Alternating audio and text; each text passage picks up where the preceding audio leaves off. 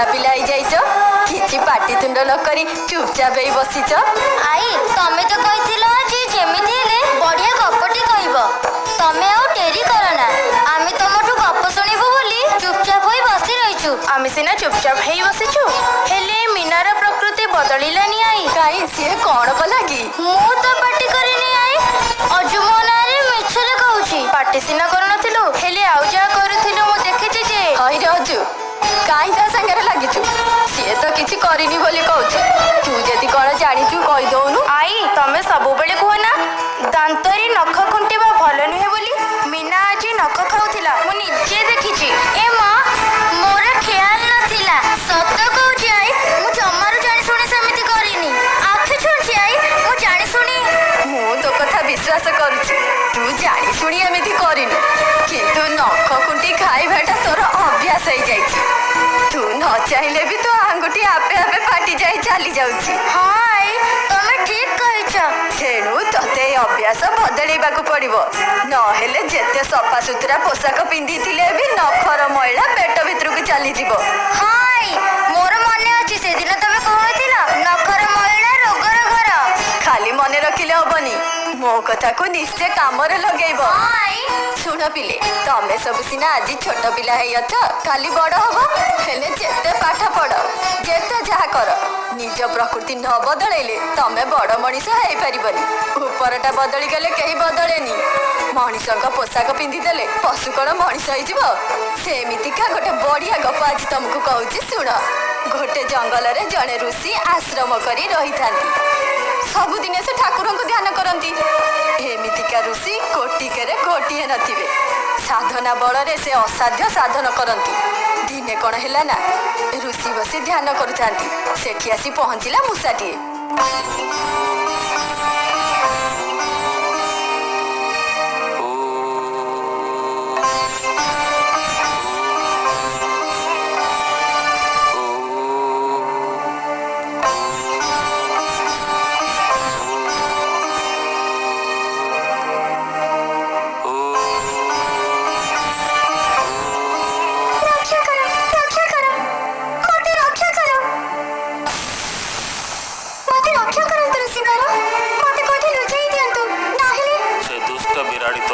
ନାଶ କରିଦେବ।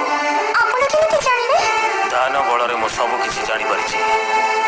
ତୁ ମନ ଆନନ୍ଦରେ ବଣ ମଧ୍ୟରେ ଖେଳି ବୁଲୁଥିଲୁ। ତୁ ରହୁଥିବା ଗର୍ତ୍ତରୁ ବାହାରି ଝରି ପଡ଼ିଥିବା ପତ୍ର ଉପରେ ଅତ୍ୟନ୍ତ ଖୁସିରେ ନାଚୁଥିଲୁ। କିନ୍ତୁ ଗୋଟେ ଭୁଆଁ ବିରାଡ଼ିର କ୍ରୂର ଦୃଷ୍ଟି ତୋ ଉପରେ ପଡ଼ିଗଲା। ସେ ତୋତେ ଖାଇବା ପାଇଁ ଧାଇଁ ଆସିଲା। ତୁ ପ୍ରାଣ ବିକଳରେ ଜୀବନ ବଞ୍ଚାଇବା ପାଇଁ ଦୌଡ଼ିଲୁ, ଆଉ ସେ ବି ତୋତେ ମାରି ଖାଇବା ପାଇଁ ତୋ ପଛେ ପଛେ ଧାଇଁଲା।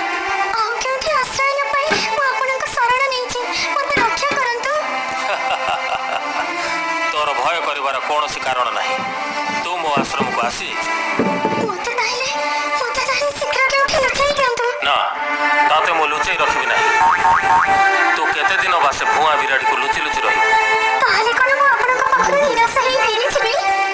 ମୁଁ ସାଧନା ବଳରେ ତୋର ରୂପ ପରିବର୍ତ୍ତନ କରିଦେଉଛି।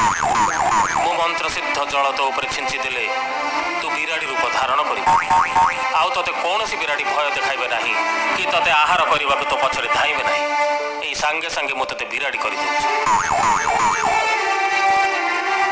ଓಂ ହିଂ କ୍ଲିଂ ଶିଳିଂ ସ୍ୱାହା।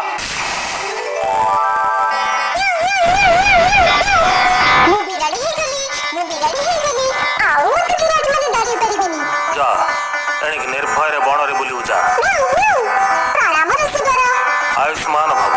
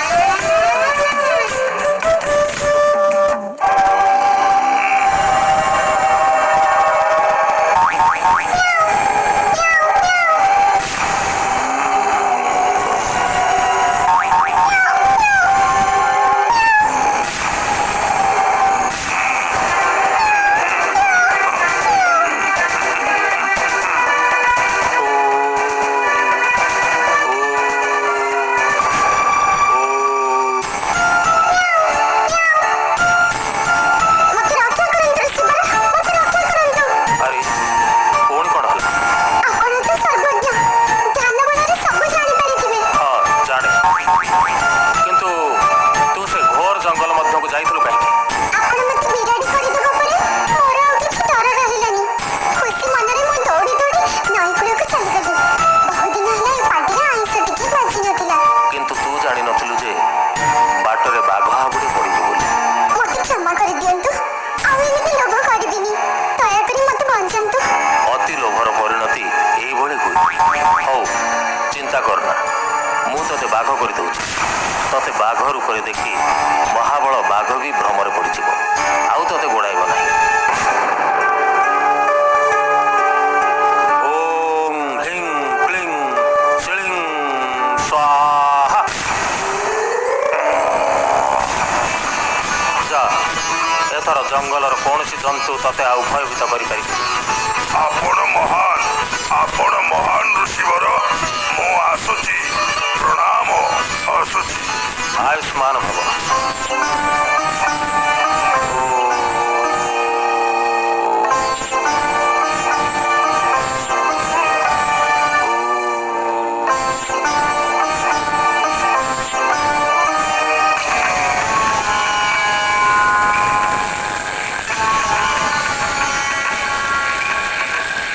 ଆଜି ବେଳାଟା ଭଲ ନାହିଁ।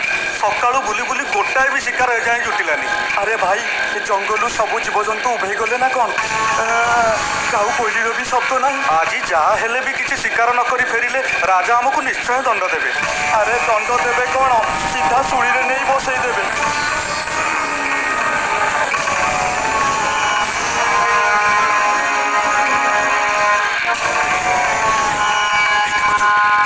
ହଁ, ଠାକୁର ବୋଧେ ଦୟାକରି ଏ ବାଘଟିକୁ ଆମ ପାଇଁ ପଠେଇଛନ୍ତି। ଚାଲ ଚାଲ, ଆଉ କୋଉ ଜଟୁ ତ ମିଳିଲେନି।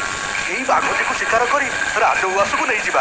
ମହାରାଜ ଖୁସି ହେଇଯିବେ। ଖାଲି ଖୁସି ହେବେନି, ଆମ ବାହାଦୁରୀ ପାଇଁ ସାବାସି ବି ଦେବେ, ରତ୍ନ ଅଳଙ୍କାର ପୁରସ୍କାର ବି ଦେବେ। ଆଉ ଡେରି କର ନା, ବାଘଟା କୁଆଡ଼େ ଚାଲିଯିବା ଆଗରୁ ତାକୁ ଶିକାର କରି ନେଇଯିବା। ହଁ ହଁ, ଚାଲ ଚାଲ, ହୁସିଆର ହେଇକି ଚାଲ ଚାଲ, ଶୀଘ୍ର ଚାଲ।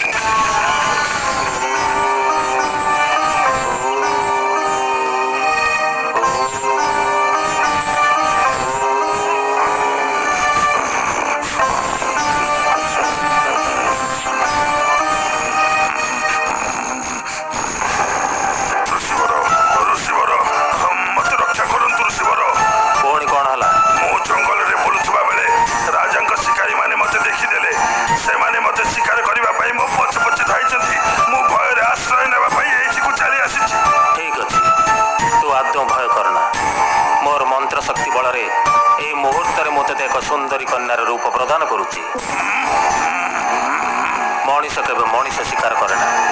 ସେ ଶିକାରୀମାନେ ତୋର କିଛି ଅନିଷ୍ଟ କରିପାରିବେ ନାହିଁ। ଓಂ ହ୍ରିଂ କ୍ଲିଂ ଶିଳିଂ ସ୍ୱାହା। ଆୟୁଷ୍ମତୀ ଭବ। ଆପଣ ମୋତେ ସାମାନ୍ୟ ଗୋଟେ ମୂଷାରୁ ଏଇ ମଣିଷ ଶରୀର ପ୍ରଦାନ କରିଛନ୍ତି। ଏଇ ଝିଅ ଜନ୍ମ ଦେଇଛନ୍ତି। ତେଣୁ ଆଜିଠାରୁ ଆପଣ ମୋର ପିତା ଏବଂ ମୁଁ ଆପଣଙ୍କର କନ୍ୟା। କିନ୍ତୁ ମୁଁ ତ ଜଣେ ସଂସାର ତ୍ୟାଗୀ ସନ୍ନ୍ୟାସୀ। ପିତା, ତଥାପି ତୁ ଯେତେବେଳେ ଇଚ୍ଛା ପ୍ରକାଶ କରିଛୁ, ଆଜିଠାରୁ ଏ ଆଶ୍ରମରେ ମୋର କନ୍ୟା ରୂପେ ରହିବୁ। ଯା ମା, କୁଟୀର ମଧ୍ୟକୁ ଯାଇ ବିଶ୍ରାମ କର। ଧନ୍ୟ ହେଲି। ଆପଣଙ୍କ କଥା ଶୁଣି ମୋର ସବୁ ଭୟ ଦୂର ହେଇଗଲା। ମୁଁ ଆସୁଛି ପିତା।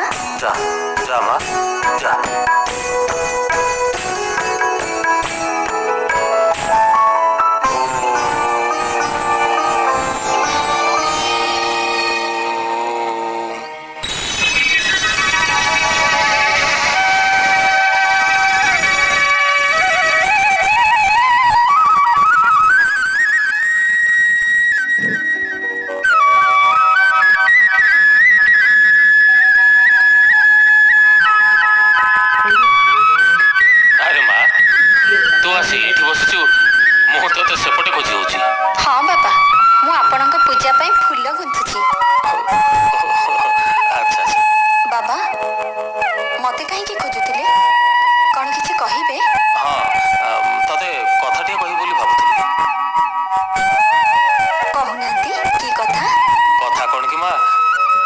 संसार त्यागी सन्यासी एते वर्षर तपस्या साधना करिबा परे पुणी ए माया संसार संपर्क जोड़िबा मते शोभा पाएना। तू ତୋର ଦୁଃଖ ଦେଖି ତତେ ମୁଁ ମୋର କନ୍ୟା ରୂପେ ଗ୍ରହଣ କରିଥିଲି, କିନ୍ତୁ ସାଂସାରିକ ମଣିଷଙ୍କ ଭଳି ମୁଁ କେବେ ବି ହେଇପାରିବିନି ମା। ବାବା, ଆପଣ କ'ଣ କହିବାକୁ ଚାହୁଁଛନ୍ତି ମୁଁ କିଛି ବୁଝିପାରୁନି। ଦେଖ ମା, ତୋର ବିବାହ ବୟସ ହେଲାଣି। କନ୍ୟା ବଡ଼ ହେଲେ ସେ ଆଉ ତା ପିତାମାତାଙ୍କର ହେଇ ରହେନି, ତାକୁ ଶ୍ୱଶୁରାଳୟ ଯିବାକୁ ପଡ଼େ। ତେଣୁ ମୁଁ ଭାବୁଥିଲି ଉପଯୁକ୍ତ ବରପାତ୍ର ଦେଖି ତୋର ବିବାହ କରିଦେବି। ବାବା, ଆପଣ ଯଦି ମୋତେ ବିବାହ ଦେବାକୁ ଭାବୁଥାନ୍ତି ଦିଅନ୍ତୁ, କିନ୍ତୁ ମୋର ଗୋଟେ ଇଚ୍ଛା ଅଛି। କହ, କି ଇଚ୍ଛା? ମୁଁ କୌଣସି ମଣିଷକୁ ବିବାହ କରିବିନି। କିନ୍ତୁ ତୁ ତ ମାନବ ରୂପ ଧାରଣ କରିଛୁ। ମଣିଷକୁ ବିବାହ ନ କରି ବିବାହ କରିବୁ କାହାକୁ? ଯିଏ ମଣିଷଙ୍କ ଠାରୁ ଶ୍ରେଷ୍ଠ, ମୁଁ ତାଙ୍କୁ ହିଁ ବିବାହ କରିବି। ହେଲେ ମା, ମଣିଷଙ୍କ ଠାରୁ ଶ୍ରେଷ୍ଠ ତ ଦେବତା। ମୁଁ ତାହେଲେ ସେଇ ଦେବତାଙ୍କୁ ବିବାହ କରିବି। ପାଗଳିଟା। ଆଲୋ, ଦେବତା କ'ଣ ଜଣେ ଅଛନ୍ତି? 33 କୋଟି ଦେବତା। ସେମାନଙ୍କ ମଧ୍ୟରୁ ତୁ କାହାକୁ ବିବାହ କରିବାକୁ ଇଚ୍ଛା କରୁଛୁ କହୁନୁ? ଯିଏ ସବୁଠୁ ଶକ୍ତିଶାଳୀ ହେଇଥିବେ। ସବୁଠୁ ଶକ୍ତିମାନ ହେଉଛନ୍ତି ସୂର୍ଯ୍ୟ ଦେବତା। ତେଣୁ ତାଙ୍କୁ ସକଳ ଶକ୍ତିର ଆଧାର ବୋଲି କୁହାଯାଏ। ମୁଁ ତାହେଲେ ସେଇ ସୂର୍ଯ୍ୟ ଦେବତାଙ୍କୁ ବିବାହ କରିବି।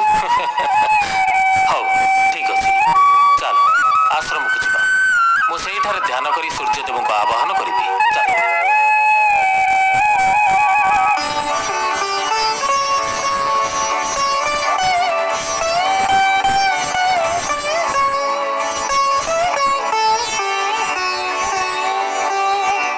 ଓಂ ସୂର୍ଯ୍ୟଦେବାୟ ନମଃ।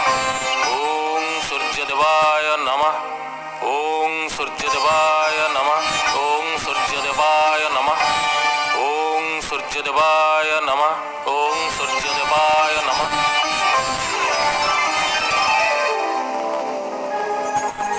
ପ୍ରଣାମ ସୂର୍ଯ୍ୟଦେବ। ପ୍ରଣାମ। କୁହନ୍ତୁ ଋଷିବର, କାହିଁକି ମୋତେ ସ୍ମରଣ କଲେ? ସୂର୍ଯ୍ୟଦେବ, ମୋର এই କନ୍ୟାର ଅଭିଳାଷ ଆପଣ ପୂରଣ କରନ୍ତୁ। କି ଅଭିଳାଷ? এই କନ୍ୟାର ଅଭିଳାଷ ଯେ ଏ ଜଗତର ସବୁଠାରୁ ଶକ୍ତିମାନଙ୍କୁ ସେ ବିବାହ କରିବ। ଏ ତ ମୂଷାଟି ଋଷିଙ୍କ ଦୟାରୁ ଏ ମାନବ ରୂପ ଧାରଣ କରିଛି।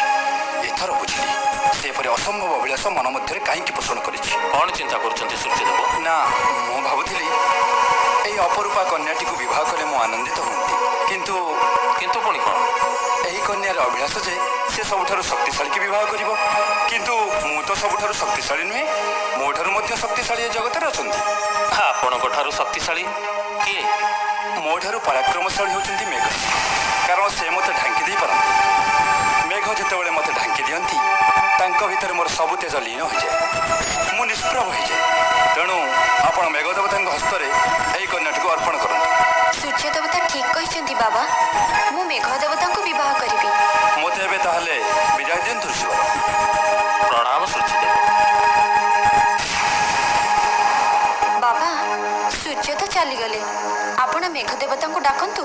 ଚିନ୍ତା କରନା ମା, ମୁଁ এই ମୁହୂର୍ତ୍ତରେ ମେଘ ଦେବତାଙ୍କୁ ଆବାହନ କରୁଛି।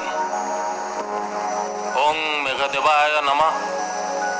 ଓଂ ମେଘଦେବାୟ ନମଃ। ଓଂ ମେଘଦେବାୟ ନମଃ। ଓଂ ମେଘଦେବାୟ ନମଃ। ଓଂ ମେଘଦେବାୟ ନମଃ। ପ୍ରଣାମ ମେଘଦେବ। ପ୍ରକାଶ କରନ୍ତୁ ଋଷିବର, କେଉଁ ଉଦ୍ଦେଶ୍ୟରେ ଏ ଅସମୟରେ ମୋତେ ସ୍ମରଣ କଲେ? এই କନ୍ୟାଟି ପାଇଁ କନ୍ୟା ନିମନ୍ତେ? କୁହନ୍ତୁ କୁହନ୍ତୁ ଋଷିବର, ଏ କନ୍ୟାଟି ପାଇଁ ମୁଁ କ'ଣ କରିପାରିବି? ଦୟାକରି ଆପଣ ତାକୁ ପତ୍ନୀ ରୂପେ ଗ୍ରହଣ କରନ୍ତୁ। ପତ୍ନୀ ରୂପେ? ଓ, ଏ କନ୍ୟାଟିର ଏତେ ଆସ୍ପର୍ଦ୍ଧା! ବାମନ ହୋଇ ସେ ପୁଣି ଚନ୍ଦ୍ର ଧରିବାକୁ ହାତ ବଢ଼ାଉଛି। ମୋର ଏ କନ୍ୟାର ଇଚ୍ଛା, ସେ ଜଗତର ସବୁଠୁ ଶକ୍ତିମାନଙ୍କୁ ବିବାହ କରିବ। ସର୍ବଶକ୍ତିମାନ ସୂର୍ଯ୍ୟଦେବଙ୍କ ତେଜକୁ ନିଷ୍ପ୍ରଭ କରିଦେବାର ଶକ୍ତି କେବଳ ଆପଣଙ୍କର ଅଛି। ତେଣୁ ଆପଣ ଖୁବ୍ ଶକ୍ତିମାନ। ଆପଣ ତାକୁ ବିବାହ କଲେ ସେ ଖୁସି ହେବ। ମୁଁ ମଧ୍ୟ ତାକୁ ବିବାହ କଲେ ଖୁସି ହେବି, କିନ୍ତୁ ମୁଁ ତ ଏହି କନ୍ୟାକୁ ବିବାହ କରିପାରିବିନି। ବିବାହ କରିପାରିବେନି? କାହିଁକି? କାରଣ କ'ଣ? ଆପଣ କହିଲେ ଯେ ସବୁଠୁ ଶକ୍ତିଶାଳୀ ଦେବତାଙ୍କୁ ସେ ବିବାହ କରିବାକୁ ଚାହେଁ। ହଁ। ମୋତେ ବିବାହ କଲେ ତାର ସେ ଇଚ୍ଛା ପୂରଣ ହୋଇପାରିବ ନାହିଁ, କାରଣ ମୋ ଠାରୁ ମଧ୍ୟ ଶକ୍ତିଶାଳୀ ଅଛନ୍ତି। ଆପଣଙ୍କ ଠାରୁ ମଧ୍ୟ ଶକ୍ତିଶାଳୀ ଅଛନ୍ତି? କିଏ ସେ? ପବନ ଦେବ। ପବନ ଦେବ? ହଁ, ପବନ ଦେବତା ମୋ ଠାରୁ ଶକ୍ତିଶାଳୀ। ମୁଁ ସୂର୍ଯ୍ୟଙ୍କୁ ଘୋଡ଼ାଇ ରଖିପାରେ ସତ, କିନ୍ତୁ ପବନ ଦେବତା ମୋତେ ଉଡ଼େଇ ନିଅନ୍ତି। ମୁଁ ଯେତେ ଚେଷ୍ଟା କଲେ ମଧ୍ୟ ଗୋଟିଏ ସ୍ଥାନରେ ରହିପାରେ ନାହିଁ। ପବନ ଦେବତା ତାଙ୍କ ଇଚ୍ଛା ଅନୁସାରେ ମୋତେ ଯେକୌଣସି ଦିଗକୁ ଉଡ଼େଇ ନେଇପାରନ୍ତି। ବାବା, ମୁଁ ତାହେଲେ ମେଘ ଦେବତାଙ୍କୁ ବିବାହ ନ କରି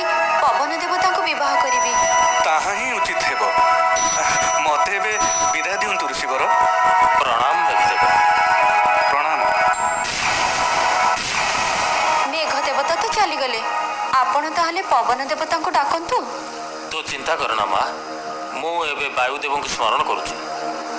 ଓಂ ବାୟୁଦେବାୟ ନମଃ, ଓଂ ବାୟୁଦେବାୟ ନମଃ, ଓଂ ବାୟୁଦେବାୟ ନମଃ, ଓଂ ବାୟୁଦେବାୟ ନମଃ। ପ୍ରଣାମ ବାୟୁଦେବ। ପ୍ରଣାମ ଋଷିବର। ମୋ କନ୍ୟାର ଅଭିଳାଷ ପୂରଣ ପାଇଁ ମୁଁ ଆପଣଙ୍କୁ ସ୍ମରଣ କଲି। ଅବିଳମ୍ବେ ପ୍ରକାଶ କରନ୍ତୁ ଋଷିବର। ମୋ କନ୍ୟାର ଏକାନ୍ତ ଇଚ୍ଛା ସବୁଠୁ ଯେ ବଳଶାଳୀ ତାଙ୍କୁ ହିଁ ସେ ପତି ରୂପେ ବରଣ କରିବ। ଆପଣ ତ ମହାଶକ୍ତିଶାଳୀ, ଆପଣଙ୍କ ବିନା ଏ ପୃଥିବୀ ବଞ୍ଚି ରହିବା ଅସମ୍ଭବ। ତେଣୁ ଆପଣ ତାର ମନୋକାମନା ପୂରଣ କରି ମୋତେ କୃତାର୍ଥ କରନ୍ତୁ ବାୟୁଦେବ। ଏ ସଂସାରରେ ଅନେକ ବଳଶାଳୀ ଓ ପରାକ୍ରମୀ ଅଛନ୍ତି, ଆପଣ ମୋତେ ସ୍ମରଣ କଲେ କାହିଁକି? ମୁଁ ପ୍ରଥମେ ସୂର୍ଯ୍ୟଦେବଙ୍କୁ ସ୍ମରଣ କରିଥିଲି, କିନ୍ତୁ ସେ କହିଲେ ମେଘଦେବ ତାଙ୍କଠାରୁ ଶକ୍ତିଶାଳୀ। ତାପରେ ମେଘଦେବଙ୍କୁ ସ୍ମରଣ କଲି, କିନ୍ତୁ ମେଘଦେବ କହିଲେ ଆପଣ ତାଙ୍କଠାରୁ ଶକ୍ତିଶାଳୀ, କାରଣ ଆପଣ ତାଙ୍କୁ ନିଜ ଇଚ୍ଛା ଅନୁସାରେ ଉଡ଼େଇ ନେଇପାରନ୍ତି। ସେ ଅବଶ୍ୟ ଠିକ୍ କହିଛନ୍ତି, ମୁଁ ମେଘଦେବଙ୍କୁ ଉଡ଼େଇ ନେଇପାରେ, କିନ୍ତୁ କିନ୍ତୁ ପୁଣି କ'ଣ ବାୟୁଦେବ? କିନ୍ତୁ ମୋ ଠାରୁ ଅଧିକ ବଳବାନ ଅଛନ୍ତି। ଆପଣଙ୍କ ଠାରୁ ପୁଣି ବଳବାନ କିଏ? ପର୍ବତ। ପର୍ବତ? ପର୍ବତ ଆପଣଙ୍କ ଠାରୁ ବଳଶାଳୀ? ହଁ, ମୁଁ ମେଘକୁ ଉଡ଼େଇ ନେଇପାରେ, କିନ୍ତୁ ଯେତେ ଚେଷ୍ଟା କଲେ ମଧ୍ୟ ପର୍ବତକୁ ହଲାଇ ପାରେ ନାହିଁ। ତେଣୁ ବିଚାର କଲେ ପର୍ବତ ଦେବତା ମୋ ଠାରୁ ଅଧିକ ଶକ୍ତିମାନ। ମୁଁ ଭାବୁଛି ପର୍ବତ ହିଁ ଆପଣଙ୍କ କନ୍ୟା ନିମନ୍ତେ ଉପଯୁକ୍ତ ପାତ୍ର। ଆପଣ ମୋତେ ବିଦାୟ ଦିଅନ୍ତୁ ଆଉ ପର୍ବତଙ୍କୁ ନିମନ୍ତ୍ରଣ କରନ୍ତୁ। ପର୍ବତଙ୍କ ହସ୍ତରେ କନ୍ୟାଦାନ କଲେ ଆପଣ ଚିନ୍ତାମୁକ୍ତ ହେବା ସହ ଆପଣଙ୍କ କନ୍ୟା ମଧ୍ୟ ସୁଖୀ ହେବ। ମୁଁ ଆସୁଛି ଋଷିବର। ପ୍ରଣାମ ବାୟୁଦେବ। ଦେଖିଲୁ ତ ମା, ବାୟୁଦେବତା ମଧ୍ୟ ଚାଲିଗଲେ। କ'ଣ ହେଲା ସେଠୁ? ସେ ତ ନିଜେ କହିଗଲେ ଯେ ପର୍ବତଙ୍କ ବଳ ତାଙ୍କଠାରୁ ବେଶୀ। ବାବା, ଆପଣ ପର୍ବତଙ୍କ ସହିତ ମୋତେ ବିବାହ ଦେବାର ବ୍ୟବସ୍ଥା କରନ୍ତୁ। ଠିକ୍ ଅଛି, ପର୍ବତଙ୍କୁ ବିବାହ କରି ତୁ ଯଦି ଖୁସି ହେବୁ ତେବେ ଏଇ ମୁହୂର୍ତ୍ତରେ ମୁଁ ତାଙ୍କୁ ଆବାହନ କରୁଛି। ଓଂ ପର୍ବତ ଦେବାୟ ନମଃ, ଓଂ ପର୍ବତ ଦେବାୟ ନମଃ, ଓଂ ପର୍ବତ ଦେବାୟ ନମଃ, ଓଂ ପର୍ବତ ଦେବାୟ ନମଃ, ଓଂ ପର୍ବତ ଦେବାୟ ନମଃ।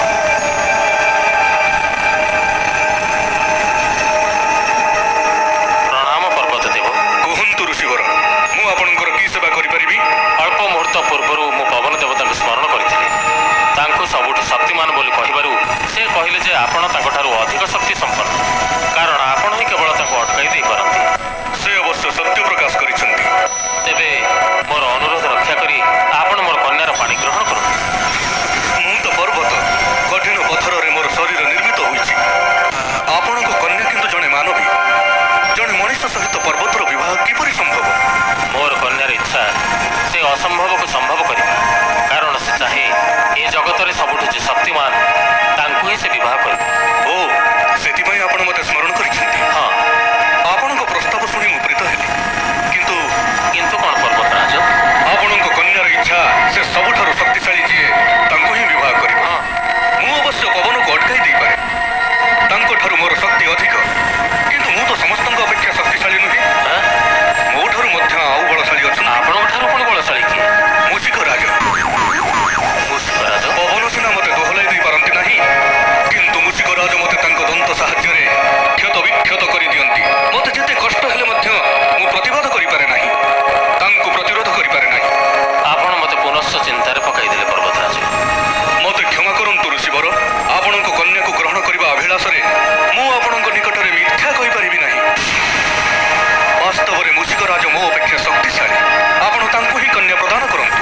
କିନ୍ତୁ କେଉଁଠାରେ ରହନ୍ତି ସେ? ଏହି ନିକଟସ୍ଥ ଜଙ୍ଗଲରେ। ଋଷିବର, ଆପଣ ଆପଣଙ୍କ କନ୍ୟାର ବିବାହ ଆୟୋଜନ କରନ୍ତୁ। ମୋତେ ଏବେ ବିଦାୟ ଦିଅନ୍ତୁ। ପ୍ରଣାମ ପର୍ବତରାଜ। ବାବା, ମୁଁ ସେଇ ମୂଷିକରାଜଙ୍କୁ ବିବାହ କରିବି। ଆପଣ ଆଉ ଆଦୌ ବିଳମ୍ବ ନ କରି ମୋ ବିବାହର ଆୟୋଜନ କରନ୍ତୁ।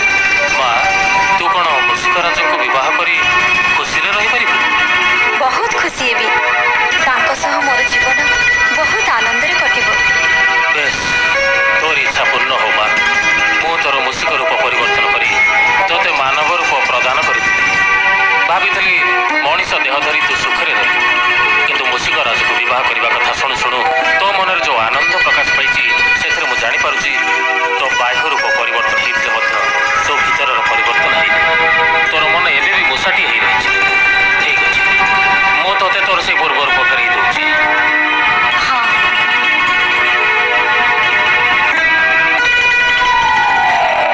ମୁଁ ଏବେ ଯାଉଛି ଋଷିକର, ମତେ ବିଦାୟ ଦିଅନ୍ତୁ। କୁଆଡ଼େ ଯିବୁ? ମୁସିକରାଜଙ୍କୁ ଖୋଜିବା ପାଇଁ ଜଙ୍ଗଲକୁ।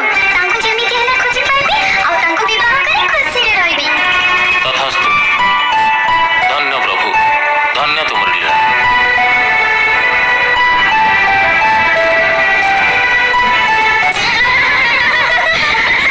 ଭାରି ବଢିଆ ଗପ ମା, ଭାରି ମଜା ଲାଗିଲା। ଆରେ ଖାଲି ଗପକୁ ଶୁଣୁ ଶୁଣୁ ଭୋଳ ହୋଇଗଲ ନା ଏଥିରୁ କିଛି ଶିଖିଲ? ତୁ କହିଲୁ ରାଜୁ, ଏ ଗପରୁ କଣ ଶିଖିଲୁ?